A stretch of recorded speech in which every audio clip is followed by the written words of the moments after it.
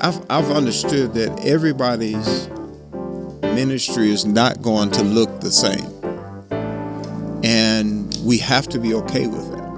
We have to be okay that my ministry is not going to look like everybody else's, but that doesn't mean that I don't work on it to sharpen it, to develop it, to enhance it, to improve it, to do all those things. But at the end of the day, man, each one of us are so unique that it's going to be different. And I think one of the challenges in regards to the kingdom of God now is our success is not because we're not smart enough. It's not because we're not talented enough. It's not because we're not gifted enough. It's not because we don't have what it takes. Oftentimes, our success is forfeited because we don't cut enough stuff away. And we find ourselves too busy, and we spread ourselves too thin. I started doing this series on pruning. That was the subject, was pruning and how to be effective in pruning. So I started doing this research on, the horticultural aspect of pruning and why you prune trees. So I think there were 4 or 5 reasons why you prune a tree. It was you cut away that which is dying, that which is diseased, that which is dead, or that which has too much density. It's too much. That's why you cut a tree. And what they said is that, what they also said was that in a tree, that when the same sap that produces wood is the same stuff that produces fruit. Yeah, the same sap that turns a tree into wood is the same stuff that produces fruit. But when you cut the wood back, it forces the sap into the fruit, which makes you produce more fruit. And so when you're being fruitful, you have to be mindful to be pruning stuff, because stuff is always sprouting and it's always trying to grow, and all the energy of the tree is being pushed into the wood. But nobody walks by a tree and say, I want some of that wood. What they want is the fruit that the tree is producing. And what happens to pastors is they become very woody, busy, and they need to prune back. Well, I grew up in an area where there were peach orchards, and can't remember the man's name, but Mr. Todd, that was his name. And it was always intriguing to me that when you walked out on his peach orchard, every tree only had one trunk and maybe 3 main branches. And every year, after the fruitful season, he would always come, and all the branches that had sprouted out, he would cut them right back down to them 3 main branches again. And he'd do that every year. And that little peach tree that looked like it only had 3 branches on it, just be loaded with peaches. The next year, after the peaches are done, it'll have a whole lot of branches on it, and he'd go back and he started snapping. And I believe this, that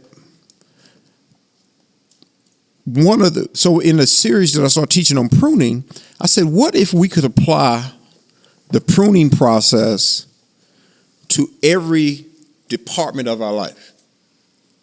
What if I'm not fruitful in my thoughts because I just got too many to give my energy to, and I need to prune back to maybe the 3 main things that's most important, so that my energy can go into those areas versus being just so many branches, if that makes sense. If you could think of the mind as branches, and it's got too many branches in it. And so my son, who is getting his PhD in neuroscience. So, you start talking about synapses of the brain, which looks like a tree with a whole lot of, And every time you learn something new, it fires and it just grows. But and so what happens is when you learn something new, he says that learning something new is like pruning a tree, because it cuts back the old stuff that you used to doing, and it makes other stuff start sprouting and growing. It's interesting. Wow. And so I think for pastors, we have to be willing to look at our lives and say, you know what? What's the things that sprouted in me in the past year? Because it does it every year, that I need to cut back so that I can give my energy to the right places, to the right things, whether that's thoughts, whether that's actions, whether it's deeds. I mean, you work, how many hours you said, Pastor? What was the week? 55 to 75. Yeah, man. And I think you need to find your place of grace, whatever that may be. It might be 55, it might be 40 for some, it may be 60 for some, but you find your place of grace, and when it goes over that, somebody need to pull out some pruning shears and say, let me cut this off, because me being busy over here is going to cause me to be inefficient over here. I think that we have a lot of discouraged pastors because they're trying to conform to a mindset that has been established by previous generations, by our society, by other expectations, by people they're associated with, and they're trying to fit a one-size-fits-all kind of program. Yeah. So you have stats like we had previously read. Then you have a few more that are intriguing to me. 84% of pastors feel they are called 24/7, that this is a lifetime calling, no matter where you are, when it is, that I'm called to this. But as a result of that, you have 80% that believe pastoral ministry has negatively affected their families. And you referred to this earlier. Many pastors' children do not attend church because of what the church has done to their parents, because the pastoral ministry has had such a negative impact on so many families that the next generation that, as you said earlier, should certainly reap the benefits of the perpetuation of ministry and calling and choosing of God for such a special office, that instead it has turned negative, and that has to be on our part, not on God's part. But yet there has not been enough teaching, enough influence, enough support around pastors, and this is one of the things we're trying to do in the gathering, is address the issues that pastors are facing, because we can't build the kingdom of God if we don't first build pastors. Yeah. Because as the pastor goes, so will go the church. Wow. The church is dependent on the health and the strength and the security of their pastors. If you take the pastor out, because God ordained that the pastor would lead that church and influence and help develop and take care of the spiritual needs of that congregation. And again, we're talking about, you're talking about over 40% of our population that is in church is in a small church. So over half of church-going believers are attending churches that are under 200 in the congregation. So now you take that large portion of the body of Christ and you put a pastor in the mix that is struggling financially, emotionally. Yeah. That bleeds over into your spirituality, into your faith and your confidence, and what you're able to do in stepping out in greater faith and leading those people with you into greater faith, all because there are so many negative influences that we're allowing to arise. And we're focused on, well, let's go reach people. Let's build the kingdom. Let's do this. Let's do that. And we're forgetting about the people God has already strategically placed in every community around us. as the lights. Revelation calls those the angels of the church. Yes.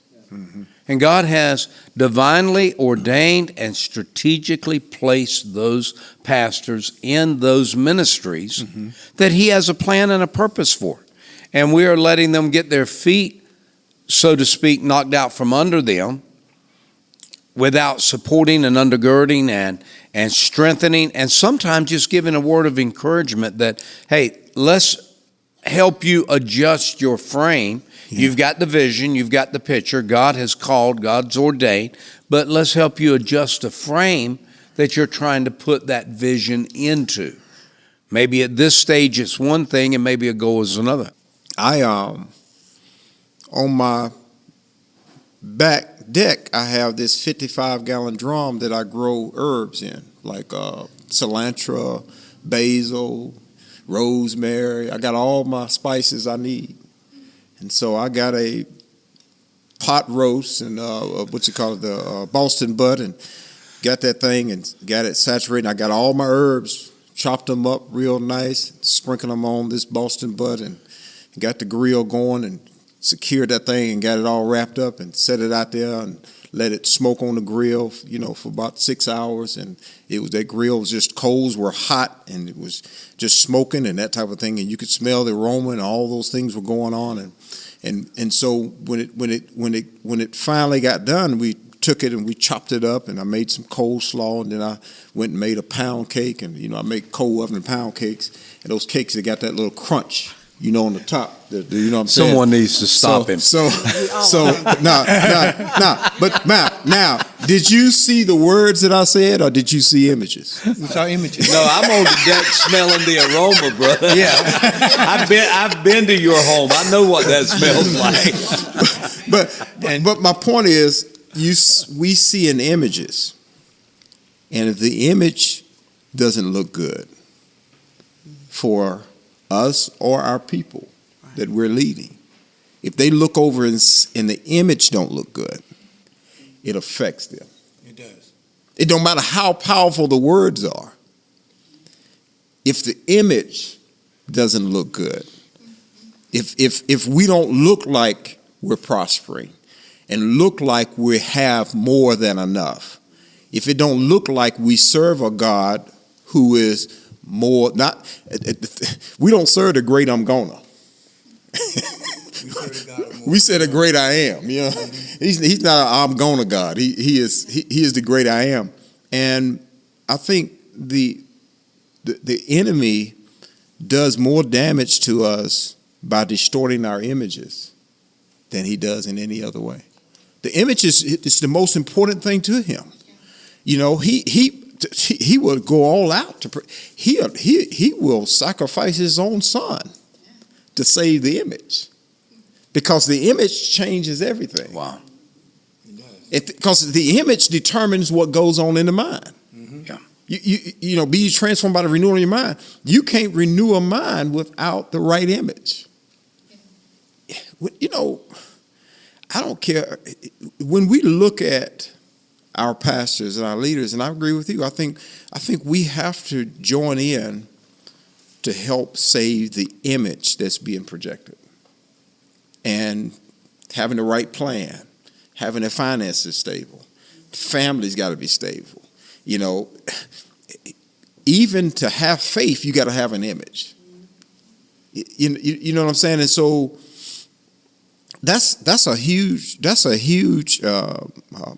challenge that we're dealing with, because that's why if a pastor falls, what's damaged? The image.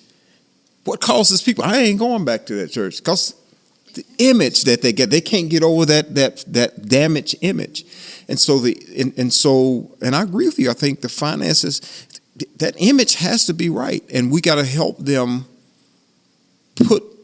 you can have a beautiful picture, but if the frame, it can mess up the whole image. So we've had years of conditioning that somehow poverty is godliness. Yeah. That is sacrifice, so you have your priorities right, and yet we take that to the extreme like we do too many things, and we end up with damage to that family, to that pastor, to the ministry. And financial training, I'm not suggesting is the answer, but we are also relationship-oriented people. Yeah. And you will begin gleaning some of your thoughts from the people you associate with. Wow. And if you're associating with people that are concerned about, well, you just got to keep driving, you just got to keep digging. It's all about the kingdom, it's all about the calling, and you're not in balance. You have no voices around you saying, back up, step back a moment, take inventory, breathe for a moment, and look at what's happening around you. Look at, first of all, your family. Yeah. Because we're not taught to put the church first. We're taught to put God first. And there is a difference between God and the church. Yeah. God is the one we worship. We don't worship the church. Right. So our families should come in the order of priorities ahead of the church. Yes. Because for most pastors, the church represents their work and their work ethic. So like with any business person, you put business ahead of your family and you don't begin to find some balance, you're going to get in trouble. So our families get in trouble because we are doing a good thing, maybe out of balance, and misassociating that with our worship or our faith or our love for God. And then you have no voices around you to help stop you, slow you down, and say, listen, maybe you want to back up and look at this a little bit. This is not threatening to your calling, to the vision God's given you, but you've got to be safe and proceed with wisdom so that you can see what God is really trying to do in your life. And that's one of the things we're trying to do is create those associations and influences through relationship without anything being required of, but simply here is our hand. We want to help. We want to support. We want to strengthen. We want to bring the synergy of a group of other pastors just like you, other believers just like you, so that together we can make an impact for the kingdom of God. And if you're in a large ministry setting that is outside of that norm, then that is fantastic because you have already obviously developed that circle of influence and support groups and so forth and so on.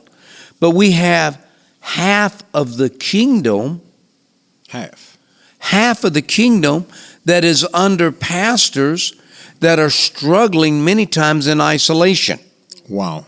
Many times in poverty, many times with family distress, and we are ignoring that. That should not be ignored. It's not that the other is not good and we don't applaud that, but someone has to begin to do something for the others.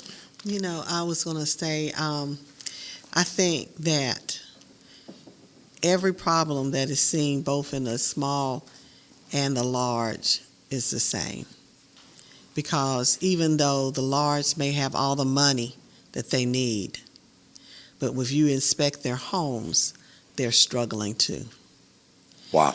You can be in a small church, not have the money, but the home is still struggling. And so, yes, money, the word said, does answer things. But I think if we want to be really honest and transparent, we have to dig down a little deeper and talk about authenticity, being authentic with each other, being able to find a safe place. And that's the thing that I admire the most about the gathering, is that we're creating a safe place for a pastor to be able to come in and say, listen, I'm struggling and I need help.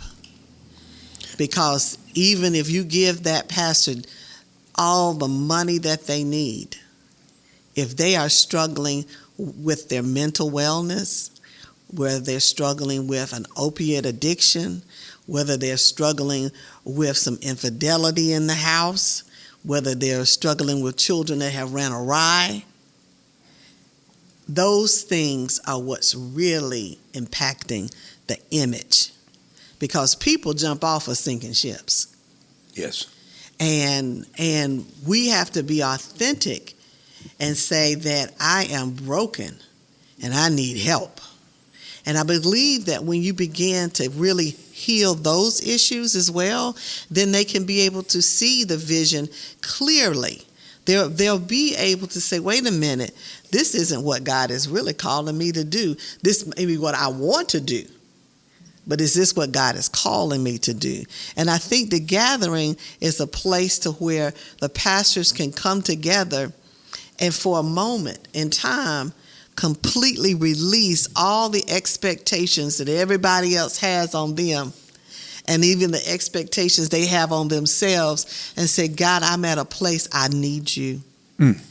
One of the things we say is that we're raw here. And what that means is that I don't have to dress up. I don't have to put on. I can just be me all by myself in the presence of God and be healed and be filled and be in a secure and safe place around the other brethren that can help me find the exit route to the problem that I'm facing.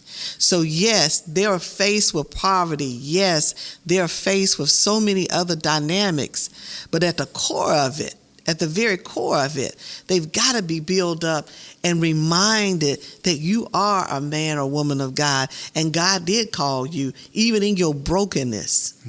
He called you. And so not to underestimate your dilemma, but to realize that there is power even in your dilemma, because it's pruning away some things in you that you thought you had under control, but you really don't. And so I think that coming together, being knowledgeable about the statistics that we're facing, being aware of the need to make some fundamental changes in the way in which we do business, because church is a business. Yes, it is. I mean, if you don't understand that, Father, it's right in the word. Jesus says, listen, I'm here to be about my Father's business. And so it's very clear that there was a business aspect model that we have to acknowledge, and for us to grow. God does everything in an orderly, systematic way. And so if we're going to do things, it has to be decent and in order. And if our plan is not working right, then we don't have to forfeit, as Bishop Smyre has said, the vision. We just got to go back to the visionary, which is God, and say, listen, my plan ain't working. I need a new plan. Will you provide me more information? And God is so righteous to do that, because his name is on us. And when his name is on us, we cannot fail. We may look like we're going through something, but you just keep on looking, because we're coming out. Amen. Wow. And to add something you said, Dr. Smyre, is that a lot of pastors feel alone in this world. They feel like they're by themselves. Right. When we first planted our first church, we felt alone because the pastor we had sit under for so many years abandoned us. Come on, tell Would me. not even talk to us because we went out because God said go. But God provided somebody for us. So these pastors that's sitting out there by themselves independently need to know that they aren't alone. And the gathering is a place that they can know that they aren't alone, that they have a helping hand, they have supporting brothers and sisters that's going to come and hold them up, hold their arms up, and pray for them and intercede for them. To let them know they aren't alone. Right. Wow. Because whenever you feel as though you're on an island, you die. Yes, People that are left on the island alone die. they do. And so whenever you're faced in starting a new plant and you're going out, even if they sent you out, you have to realize that what seems to be abandonment may actually be them giving you the space and the room to grow, to make your mistakes, to face God one-on-one. But you have to understand they need support. And if they feel as though they're not getting that support, you have to be joined together, because it's one body We are. that are fitly joined together, everything being Amen. supplied. And so I agree with you. Heartbreaking ministry is probably one of the biggest cancers that, if we had to put a name to it, that we see. And when we're not properly healed, hurt people will hurt people.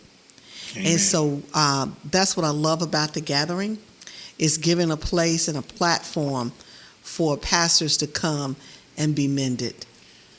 Yeah, the one of the things that, for just me, personal testimony, when I think about the gathering, that I've always experienced, is that every time I come, the first thing that is repaired is my self-image.